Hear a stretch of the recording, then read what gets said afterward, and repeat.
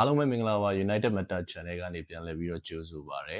ဆိုတော့ဒီနေ့မှာတော့ Manchester United အသင်းရဲ့အပြောင်းရွှေ့ကိစ္စရပ်တွေနဲ့ပတ်သက်ပြီးတော့ UK သတင်းနောက်တစ်ယောက်ဖြစ်တဲ့ David Ornstein ရဲ့ပြောကြားချက်တွေကိုအကုန်လုံးနဲ့အတူတူဆွေးနွေးကြပါရစေ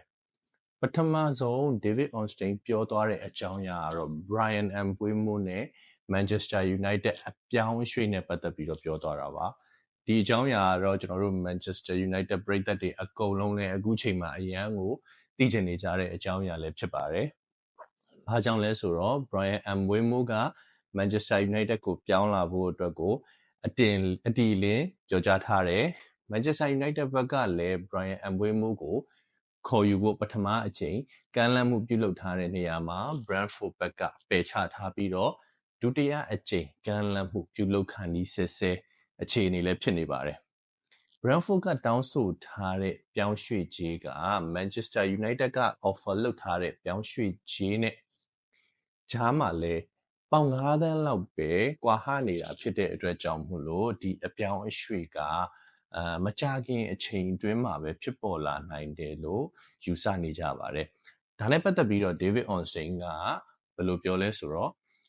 Manchester United ဘက်ကနေ Bryan Mbeumo ကိုခေါ်ယူနိုင်ဖို့အတွက်ကိုအပြင်းထန်စ조사နေတယ် Bryan Mbeumo ဘက်ကလည်း United အသင်းကိုပဲပြောင်းကျင်တယ်ဒါကြောင့်မို့လို့ဒီလိုဖြစ်နေတဲ့အခြေအနေမှာဒီအပြောင်းရွှေ့ဖြစ်ပေါ်လာဖို့အခွင့်အရေးကအရန်များတယ်ဒါပေမဲ့လက်ရှိအခြေအနေမှာတော့နှစ်ဖက်အသင်းကြားထဲမှာပြောင်းရွှေ့ခြင်းနဲ့ပတ်သက်ပြီးတော့သဘောတူညီမှုမရသေးဘူးလို့ David Ornstein ကပြောပါတယ်ဒါကတော့ Bryan Mbeumo နဲ့ပတ်သက်တဲ့နောက်ဆုံးရအခြေအနေကို David Ornstein ဘက်ကနေပြောသွားတာပါနောက်တစ်ခါ David Ornstein ကနေပြီးတော့ဒီ Matthias Cunha ကိုခေါ်ယူပြီးတဲ့နောက်မှာနောက်ထပ်ခေါ်ယူမဲ့သူကတိုက်စစ်မှုဖြစ်လာမလားဆိုတာနဲ့ပတ်သက်ပြီးတော့လေDavid Ornstein က Manchester United အသင်းကတိုက်စစ်မှုတဦးကိုတေချာပေါက်ခေါ်ယူသွားဖို့တော့ရှိတယ်ဒါပေမဲ့ Cunha ရဲ့အပြောင်းရွှေ့ပြီးသွားတဲ့နောက်မှာတော့နောက်ထပ်ခေါ်ယူသွားမဲ့သူကဦးစားပေးအနေနဲ့ Bryan Mbeumo ပဲဖြစ်ဖို့များတယ် Bryan Mbeumo ကိုခေါ်ပြီးသွားမှသာလျှင် United အနေနဲ့တိုက်စစ်မှုဘက်ကိုခေါ်ယူဖို့ကိုပိုပြီးအာရုံစိုက်လှုပ်ဆောင်သွားလိမ့်မယ်လို့ David Ornstein ကပြောပါတယ်ထပ်ပြီးတော့ David Ornstein အနေနဲ့ Manchester United အသင်းကအခုလက်ရှိအခြေအနေမှာစိတ်ဝင်စားနေတဲ့ဒီ Eintracht Frankfurt တိုက်စစ်မှု Hugo Ekitike နဲ့ပတ်သက်ပြီးတော့ပြောင်းရွှေ့ခြင်းက England Club တွေ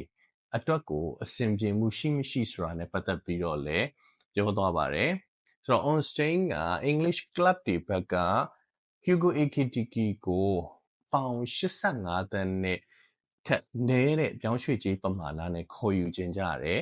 ဒါပေမဲ့အဲ့ထက်က club အသင်းတစ်သင်းကတော့ဒီ Aaron Fees အပါအဝင်စုစုပေါင်းပေါင်တန်း80တန်း package နဲ့ Hugo Ekitike ကိုခေါ်ယူသွားနိုင်မယ်အခြေအနေရှိတယ်လို့ပြောတယ်ဒါပေမဲ့ဘယ်အသင်းလဲဆိုတာတော့မပြောဘူးနောက်တစ်ခုကဒီလိုပေါင်တန်း80နဲ့ offer လုပ်တယ်ဆိုတဲ့နေရာမှာပြောင်းရွှေ့ခြင်းပုံစံကဘယ်လိုပုံစံ package နဲ့သွားမလဲဆိုတာကိုသူကိုယ်တိုင်လည်းမသိဘူးလို့ပြောပါတယ်ဆိုလိုတာက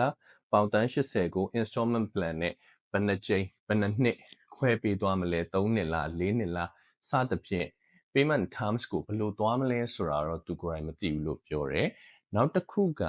Frankfurt ဘက်ကနေပြီးတော့ Hugo Ekitike အတွက်ကိုသူတို့သတ်မှတ်ထားတဲ့ပြောင်းရွှေ့ခြင်းပေါင်တန်း85သန်းထက်ကိုပိုပြီးနည်းတဲ့ပမာဏကိုရှော့ချပေးသွားနိုင်တဲ့အခြေအနေလည်းရှိတယ်လို့ပြောသွားပါတယ်နောက်တစ်ခါ Manchester United အသင်းမှာရှိနေတဲ့ကစားသမားတွေအထွက်တွေနဲ့ပတ်သက်ပြီးတော့လဲ David Ornstein ကအသင်းကလက်ရှိအခြေအနေ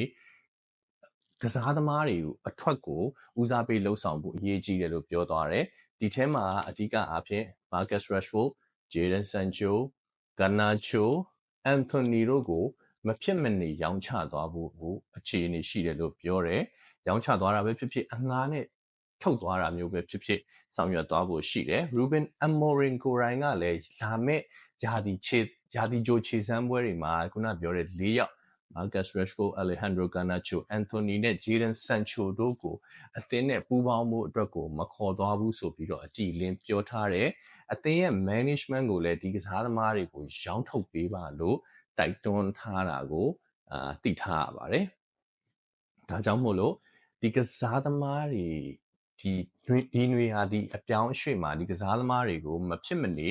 ရောင်းချသွားဖို့ရှိတယ်သူတို့ကိုရောင်းချသွားမှသာလဲတခြားသောတိုက်စစ်မှုနဲ့လိုအပ်တဲ့နေရာတွေကိုဖြည့်ဆည်းသွားနိုင်ဖို့ပို့ပြီးတော့ဖြစ်လာနိုင်မယ်ဥရောပပြိုင်ပွဲတွေဝင်ပြိုင်ခွင့်မရထားတဲ့ Manchester United အတွက်ကိုဒီလက်ရှိရာသီအပြောင်းအရွှေ့ဈေးကွက်မှာ